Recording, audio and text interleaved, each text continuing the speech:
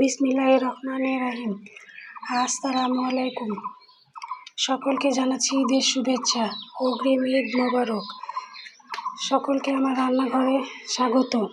আজকে আমার রান্নাঘরে নিয়ে হাজির হলাম ঈদ স্পেশাল বুন্দিয়া।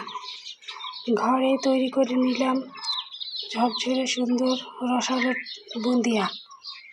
আসুন কীভাবে বুন্দিয়া তৈরি করি দেখা যাক। এখানে আমি হাফ কেজি বেসন নিয়ে নিয়েছি। এর মধ্যে হাফ চা চামচ মতো বেকিং সোডা দিলাম। এখন বেকিং সোডা আর বেসন শুকনো উপকরণ দুইটা সুন্দরভাবে মেখে নিব। এখন অল্প অল্প পানি দিয়ে ডো তৈরি করে নেব।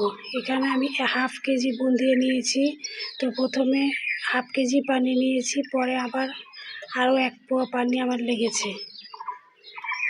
তো এই যে সুন্দরভাবে অল্প অল্প পানি দিয়ে আমি ডো তৈরি করে নিচ্ছি। এই যে হাফ কেজি পানি সম্পূর্ণ শেষ করে আবার এক পোয়া পানি দিয়ে আমি আস্তে আস্তে ডো তৈরি করে নিচ্ছি।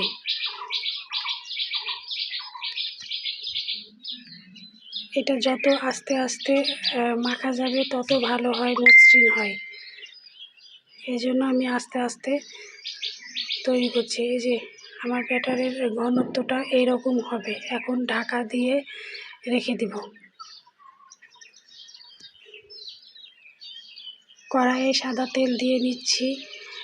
আমি এখানে মোটামুটি 1 কেজি মতো তেল দিয়ে নিচ্ছি, কারণ বুন্দিয়া ভাজতে যত বেশি তেল দেওয়া যায় বুন্দিয়া ভাজা তত বেশি ভালো হয়। তেল গরম হোক। এই যে আমি ব্যাটার গুলিয়ে ঢাকা দিয়ে রেখে দিয়েছিলাম। এখন একটা চামচ দিয়ে তুলে দেখিয়ে দিচ্ছি যে ঘনত্ব দেখেন আমার এরকমই তা রাখবো। আমি আর এটা পাতলা করব না। আমি প্রথমে কিছু ভেজে নিয়েছি, ওগুলো আপনাদের দেখাইনি, এখন দেখাচ্ছি। এই যে আমি এরকম একটা ছাঁকনি নিয়ে ভেজে নিচ্ছি। এটাতে ভাজা মানে বুন্দিয়া দিয়ে ভাজা খুব সুন্দর হচ্ছে, কোনো ঝামেলা হচ্ছে না।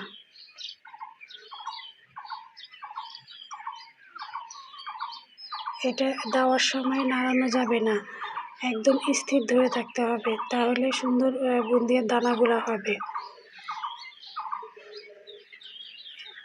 এখন আমি মুচমুচে করে ভেজে তুলে নিব। আমি এই সময় জাল খুব জোরে রাখিনি, হালকাই জাল রেখেছি। জোরে রাখলে হচ্ছে এমনি লাল হয়ে যাবে, কিন্তু সুন্দর মুচমুচে হবে না। তাই আমি জাল হালকা দিয়েই ভেজেছি। এই যে সবগুলো তুলে নিয়েছি একটা ছাঁকনিতে।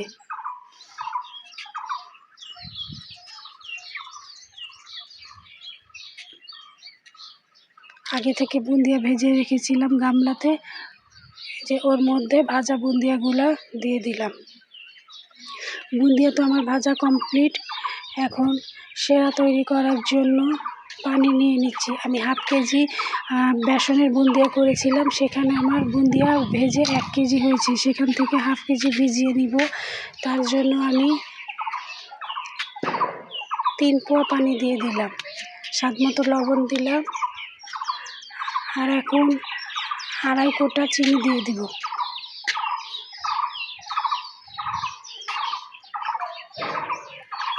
এই যে 2.5 কোটা চিনি দিচ্ছি। বন্ধুরা, আপনাদের যদি আমার ভিডিও এতটুকু ভালো লেগে থাকে তাহলে একটা লাইক করে আমার পাশে থাকবেন। আর যারা ইউটিউব থেকে দেখছেন তারা আমার ভিডিও ভালো লাগলে একটা সাবস্ক্রাইব করে দিবেন। আপনাদের একটা লাইক আমাদের জন্য অনেক উপকার। এই যে বুন্দিয়া শিরা আমার ফুটে গেছে। এখন সামান্য ফুটিয়ে নিয়ে নামিয়ে নিব। এখন নামিয়ে একটু ঠান্ডা করে নেব। এই যে আমি সম্পূর্ণ বুন্দিয়া থেকে হাফ কেজি নিয়ে নিয়েছি। এখন শিরাটার একটু গরম ভাবটা বের করে নিচ্ছি, দিয়ে এখন ভেজে রাখা বুন্দিয়াগুলো দিয়ে দিলাম।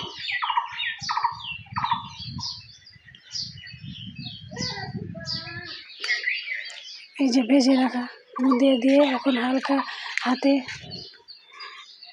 রসের সঙ্গে মিশিয়ে নিচ্ছি।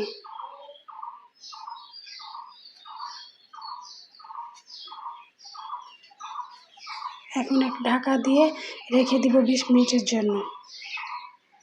এই যে 20 মিনিট পর দেখুন সম্পূর্ণ রস টেনে গেছে এবং বুন্দিয়াগুলা সম্পূর্ণ রস ঢুকে কত সুন্দর রসালো হয়েছে। দেখতে যেমন সুন্দর হয়েছে, খেতেও তেমন সুন্দর হয়েছে। এই যে দেখুন রসের টইটুম্বুর, রসালো বুন্দিয়া। আপনারা যদি এই নিয়মে তৈরি করেন আপনাদেরও পারফেক্ট বুন্দিয়া হবে। তো সকলকে আবার অগ্রিম ঈদ মোবারক।